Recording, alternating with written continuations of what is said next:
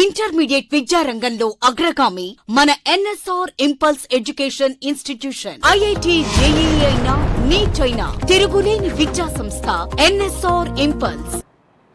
Hello students, now let us continue our discussion with the photosynthesis.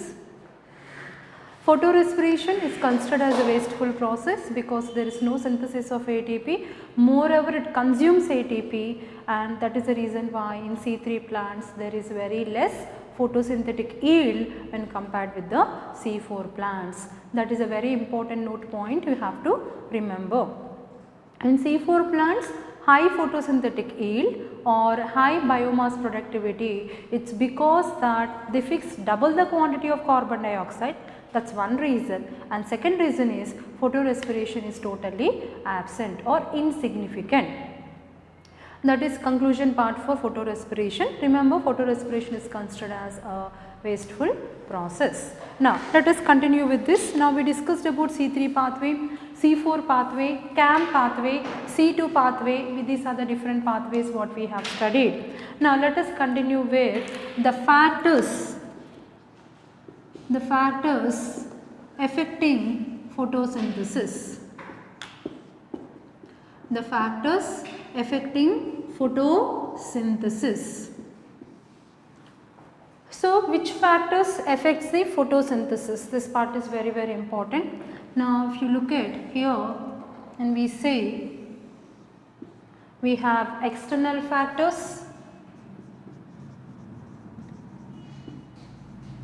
as well as internal factors. We have external factors as well as internal factors. Now when we look at the external factors here, which all will come under external factors? Generally you know that in surrounding environment, what are the factors which makes an influence on the photosynthesis? The physical components, the physical factors, like we say light, temperature, humidity, moisture content, and photosynthesis also related to transpiration, which we have discussed in transport in plants. At the time we discussed photosynthesis, transpiration compromise, right? Now so when more rate of transpiration, more water is supplied to all the parts of the plant, because transpiration pull takes more amount of water, so there is a higher rate of photosynthesis, right? So all are interrelated, all factors are interrelated. Now let us take into consideration of external factors. Let us make a list of all external factors. The first and the foremost important one which plays a vital role as an external factor, it is nothing but the light. In light again we have three factors. They are nothing but light intensity. We have three factors like light intensity, light quality, as well as light duration. Light quality as well as light duration. Okay, so all together we can take light intensity we have, light quality we have, and light duration. So the light is the most an important factor. Then followed by even we can take temperature. Temperature as one of the important factor. Then what are the other important factors, external factors? If you take carbon dioxide, water, oxygen, as well as we find mineral elements. Mineral elements. Okay, so when we take the external factors, we have light, temperature, carbon dioxide, water, as well as oxygen, including what are called as mineral elements. Now coming to internal factors. So what all within the leaf, within the mesophyll, within the plant, what plays an important role as an internal factors. So here what not, we can take leaf anatomy, right, and other one is leaf age, right, and in leaf we contain, in transverse section of the leaf we contain mesophyll cells, right. So mesophyll cells contain chloroplast, or we say chlorophyll pigment, Chlorophyll pigment we find in within the cell organelle called as chloroplast. Chlorophyll pigment we find within the chloroplast. Then apart from this, even we say end products, then protoplasmic products, or we say protoplasmic factors, and then lastly what we have is nothing but cardinal points. Cardinal points. Right. So when you take the cardinal points here, so this is what we mainly discuss about as an internal factor. So this all will come under what? Internal factors. So when we take the external factors, we have light. Light has light intensity, light quality, light duration. Then we have temperature, carbon dioxide, water, oxygen and mineral elements. This all will come under external factors. Coming to leaf anatomy, leaf age, chlorophyll pigment, end products, protoplasmic factors, cardinal points come under internal factors. So let us discuss one by one. Let us take the first one as a light factor.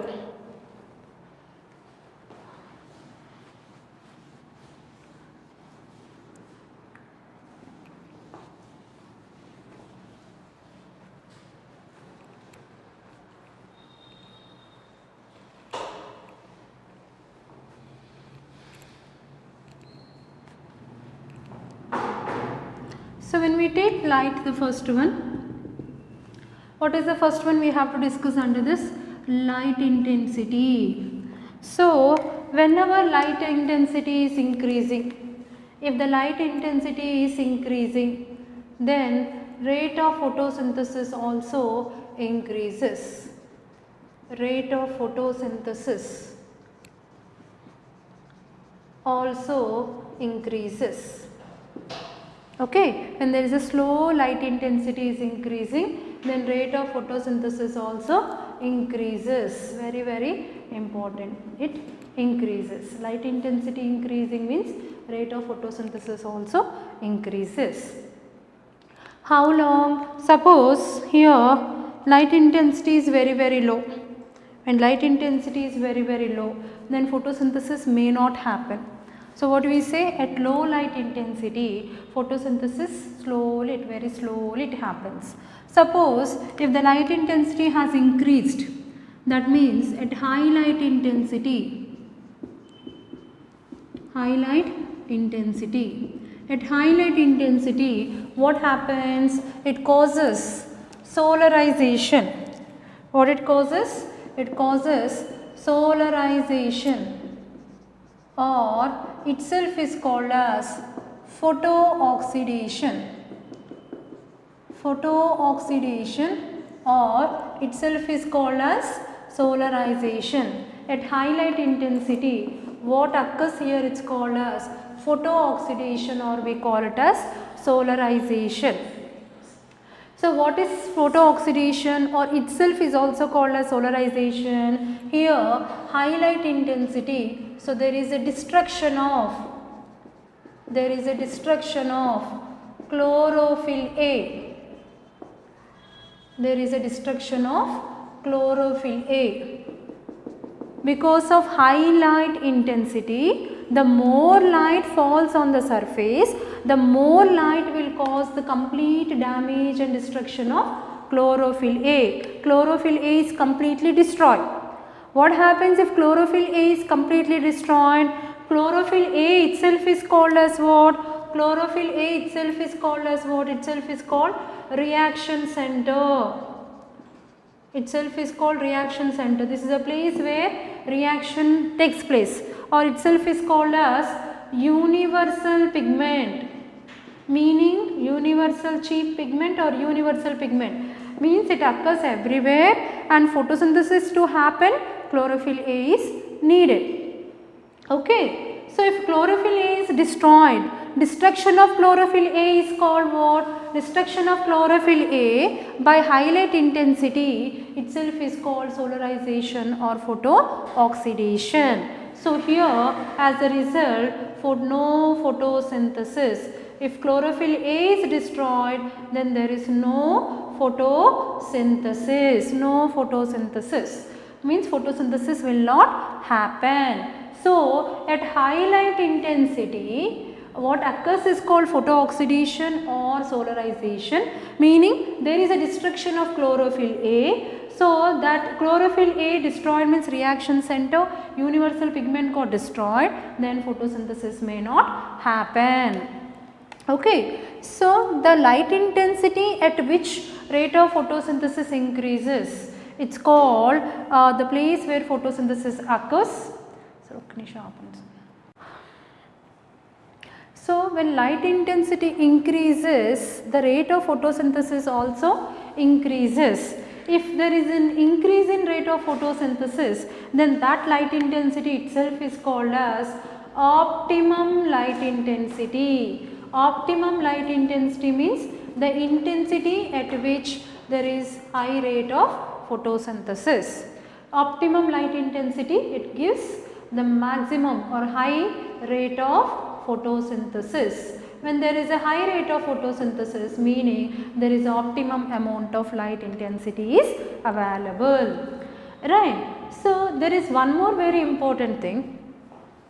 When you talk that when light intensity increasing and reached maximum, this means maximum means highest maximum amount, the amount required to happen photosynthesis is optimum. When optimum light intensity is there, then there is a highest rate of photosynthesis.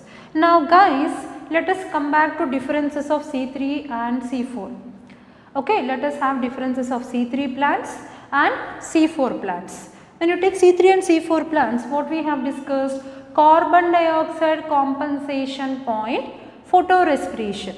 These two I told you that I have to discuss with you. Now photorespiration is completed, then what we left is nothing but carbon dioxide compensation point. So that we will discuss it here. So what is that we have to discuss? Carbon dioxide compensation point.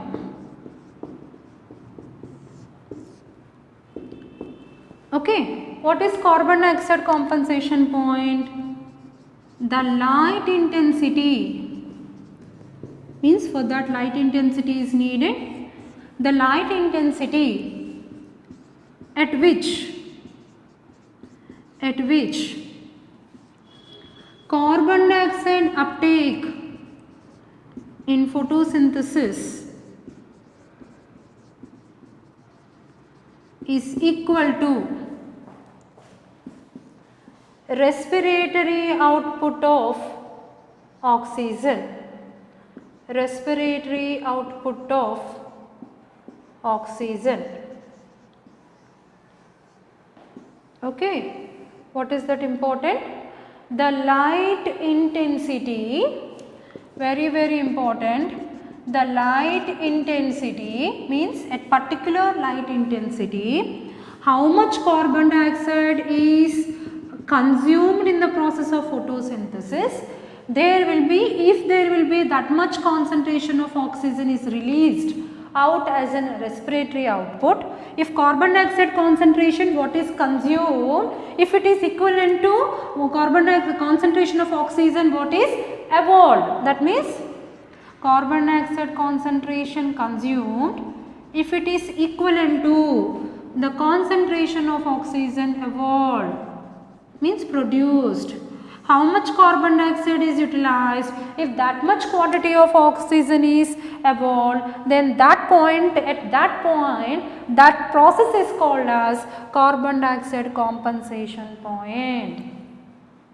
Okay, I will repeat again. The light intensity at which carbon dioxide uptake in photosynthesis, means in the process of photosynthesis how much carbon dioxide is consumed, that quantity if it is equivalent to respiratory output of oxygen. Why? In photosynthesis there is a synthesis of sugar, right. Now carbon dioxide is utilized, carbon dioxide reduced to form sugar. That sugar, it undergoes respiration.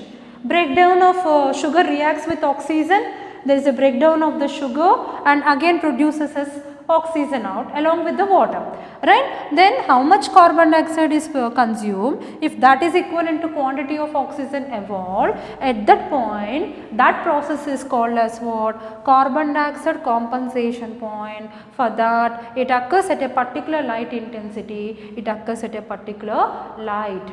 So that is called carbon dioxide compensation point. Now at the time of carbon dioxide concentration point, if the plant exhibiting carbon dioxide compensation point, then growth does not take place in plants. Growth does not takes place in plants, meaning growth does not occur in plants. Very, very, very important. Growth does not takes place in plant. At compensation point, growth will stop. In plants, growth will stop because carbon dioxide is taken, that much oxygen came out. Then growth does not occur at the time of compensation point. Then where the carbon dioxide compensation point occurs? In which plant it occurs? In C3 plants it occurs or in C4 plants it occurs? So if you look at this parameter, so here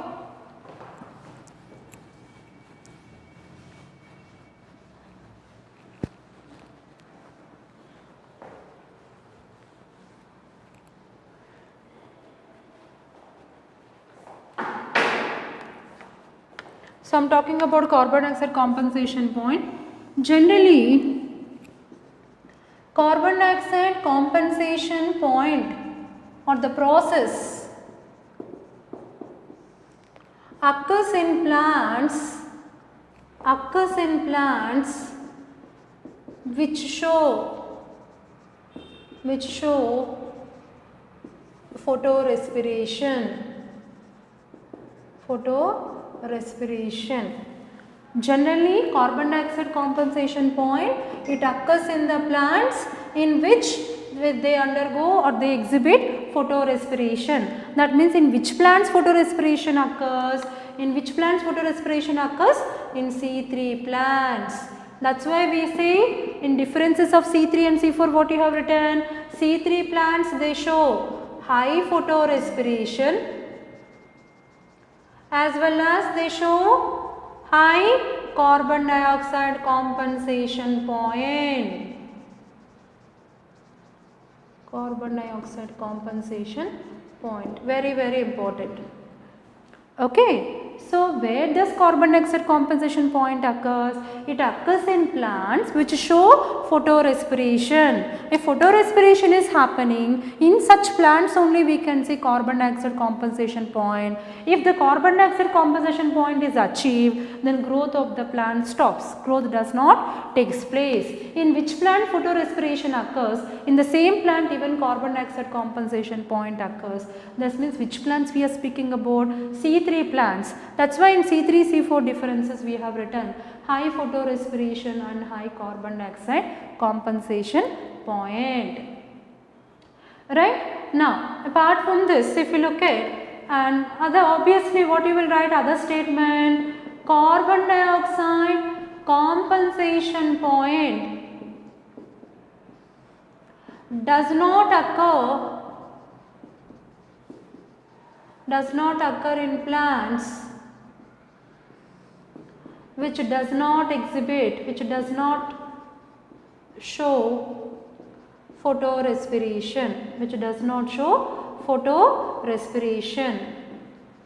Now these statements why I am writing completely again in detail, because in assertion and reason most of the times people have a chance to go for confusion, right? So that's why I am writing the clear statement again, total statement I am writing. So the statement as it is, it's given, it's correct. If there is any modification in the statement, that may not be the correct reason for that particular assertion. Assertion and reason questions we have. Statement 1, statement 2 questions will be there. They'll ask you to find out the correct statement. So in final NEET we have a chance of getting, that's why I am writing complete statement. Make sure that you copy down carefully. So the carbon dioxide compensation point does not occur in plants which does not show photorespiration. If this is a statement, that is a correct statement, true statement. Which plants there is no photorespiration? C4 plants. That's why we say in C4 plants there is low carbon dioxide compensation point. At the same time, low carbon dioxide compensation point, at the same time photorespiration is not detected or photorespiration is absent. So here low carbon dioxide compensation in C3 plants, high carbon dioxide compensation in C3 plants, low in C4, high in C3. So these are the reasons for the C3 and C4. The one which shows high photorespiration is the same one which show high carbon dioxide compensation point. That means we are speaking about C3 plants. The one which show low carbon dioxide compensation point does not exhibit photorespiration. That means we are speaking about C4 plants. Right. So we discussed about what is the first one called as light intensity. Now let us go with the second one. What is the second one? We have light quality. I hope you understood carbon dioxide compensation point. The light intensity at which carbon dioxide uptake in photosynthesis is equivalent to respiratory output of oxygen. That point is called, the process called compensation point, where growth does not takes place. Try to remember this.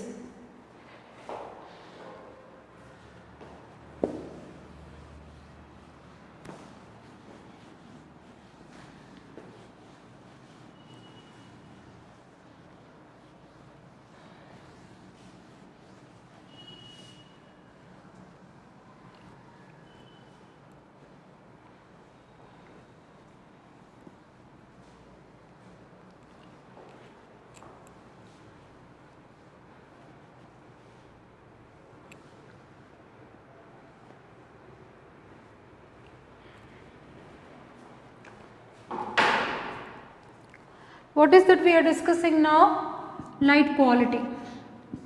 What is it we are discussing? Light quality. Now light quality means here, you know, in blue region and red region it is recorded, we discussed in the introduction of photosynthesis. So it is recorded as there is a high rate of photosynthesis.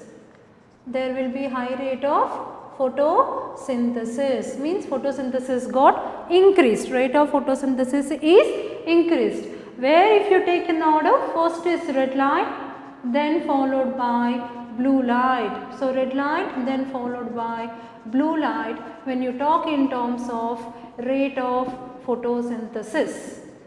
As rate of photosynthesis increases in these regions, or rate of photosynthesis is maximum or increases in these two regions, where high in case of red light, then followed by blue light. So red light and blue light, red light shows high rate of photosynthesis than blue light, and then followed by what we have is green light. Of course this you know, we have studied in photosynthesis introduction, right? Then this is the region where rate of photosynthesis maximum or increase. That's why it's called, the region from blue to red itself is called PAR. What is PAR? PAR refers, this is a place where photosynthesis occurs. So it's called photosynthetic active region. It's called as what? Photosynthetic active region.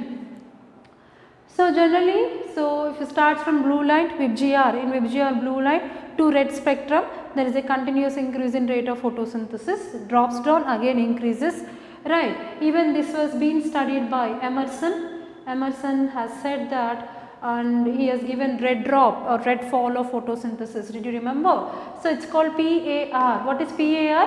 Photosynthetic active region. From where to where? Blue region to red region.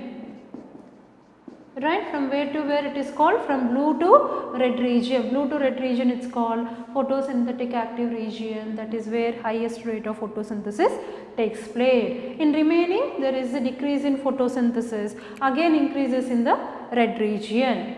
Right, that says that quality of the life. Right, now let us come to light duration. So let us, the people have done experiment where they have made experiment of photosynthesis in intermittent light,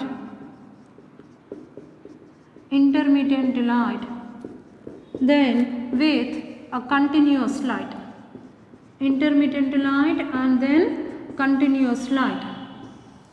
So if you take intermittent light and continuous light, that means what they have done experiment, they took the plant, for the plant they have provided discontinuous light, means sometime light is provided and light stopped, again after some time again light is provided, again stopped for some time, that is called intermittent light, not continuous. They supplied light for some time, again they stopped for some time, after that again they supplied light, stopped for some time, that is intermittent light, discontinuous light, light for some time, no light, light for some time, no light. This is called intermittent light, and they saw what is the rate of photosynthesis. Similarly, they took another plant, and in that plant same way they have done the set of experiment on the same time, and this is supplied with a continuous light. This is supplied with a continuous light. Light is available for long duration of time. A plant get exposed to long duration of time, and in this case also they try to measure what is the rate of photosynthesis. And the final conclusion out of these two experiments is the rate of photosynthesis is high. Rate of photosynthesis is high, or it got increased, or it's said to be high in case of intermittent light. And coming to this, rate of photosynthesis decreased and recorded as a low rate of photosynthesis when it is supplied with a continuous light. Okay, I hope you can get the clear difference here. So what is that? Intermittent light and continuous light. So intermittent light means discontinuous, light is provided for some time, again stopped, again provided. So in intermittent light is there, rate of photosynthesis, it is observed that it is increased and it is recorded with high rate of photosynthesis, meaning photosynthetic yield or photosynthetic rate was recorded as high. When compared with another plant which got exposed to continuous light, rate of photosynthesis decreased. Meaning what? Because of continuous supply of light, what happens? Just now we discussed, continuous light causes destroyed chlorophyll A. Destruction of chlorophyll A is called as what? Photooxidation, or itself is called as what? Solarization. Meaning what? Solar light destroys chlorophyll, itself is called solarization, or itself is called photooxidation. You know that we studied accessory pigments protects chlorophyll A from the intensity of the sunlight, you know that very well. So there is a destruction of chlorophyll A from photooxidation or solarization if the continuous light is being supplied. That is the reason why where there is a low rate of photosynthesis, and it is observed that rate of photosynthesis got decreased. Okay, this will come under light, right. Now let us go with the next factor. So if you take this is very important. Red light shows high rate of photosynthesis than blue light. Blue light shows rate of photosynthesis when compared with the green light. That point is very important. Now in external factors, let's go with the temperature. So you know it well about temperature. Let us discuss about temperature. So if you take the second factor, temperature, generally what happens when lowest temperature is there, at low temperature obviously there is low photosynthesis. Now when temperature increases, that itself is called optimum temperature, meaning when temperature is maximum, because of increase in temperature, it is observed that rate of photosynthesis also increased. PS means photosynthesis also increased. Okay, so when the temperature increases, rate of photosynthesis also increases. Same thing I'll just write down here. When temperature increases here, it is found that photosynthesis also increases. Then the temperature at which there is maximum or high photosynthesis occurs, that temperature is called as optimum temperature. What we call that? Optimum temperature. What is optimum temperature? The temperature at which there is a maximum or highest rate of photosynthesis occurs. Right. Then if the temperature is high, then at high temperature, you know it very well, again rate of photosynthesis decreases. When high temperature is there, when temperature beyond optimum temperature, what is optimum temperature? The temperature at which rate of photosynthesis is maximum or highest itself is called optimum temperature. Beyond optimum temperature, if the rate of photosynthesis will get decreases. At high temperature, rate of photosynthesis decreases. Right? Why? Because same thing. Because of what? Solarization, or we say it occurs what is called photooxidation of chlorophyll A. So it happens because of solarization or photooxidation of chlorophyll A. Right? Then there are some why, because what is the reason for this? At high temperature there is a denaturization of enzymes. Enzymes will get collapsed.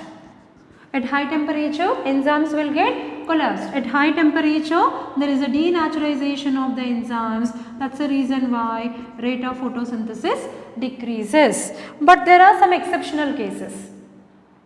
What are the exceptional cases? For example, if you take in case of hot springs, for example if you take hot springs generally you know that sulfur bacteria, right, and some of the bacteria which are called thermostable bacteria. Thermostable bacteria means which tolerate high temperature. Hot sulfur springs we call, which find with what? Sulfur bacteria, and we find what? Thermostable bacteria, in which what happens? They can do that what? Highest rate of photosynthesis. They do photosynthesis even at high temperature, like even at high temperatures. Even at high temperature means up to what extent? Up to 80 degrees they can do their photosynthesis. They undergo what is called photosynthesis. This is exceptional case, right? Generally when temperature is very high, rate of photosynthesis decreases. What is the exceptional case? In case of sulfur bacteria, thermostable bacteria, meaning thermo means heat, high temperature. Stable means the bacteria which tolerate high temperature are called thermostable bacteria. Sulfur bacteria, some green algae, some of the green algae, they tolerate high temperature. Even at high temperature of 80 degrees centigrade, they undergo the process called as photosynthesis. That is nothing but exceptional case. Now, when you take optimum temperature for the photosynthesis, if you take, generally it is 18 to 25 degrees centigrade. What is the optimum temperature?